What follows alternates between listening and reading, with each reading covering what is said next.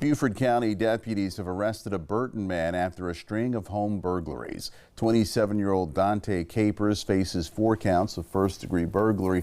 The charges stem from an investigation into several burglaries that happened over the span of the first weekend in February. That investigation looked into 9 home break-ins across areas from Ladies Island to St. Helena. A variety of things were stolen from the homes, including liquor, power tools, guns, and other valuables. Deputies say security cameras caught video of the suspects and more charges could be filed. If you know anything about any of those burglaries, you're asked to call 843-255-3430.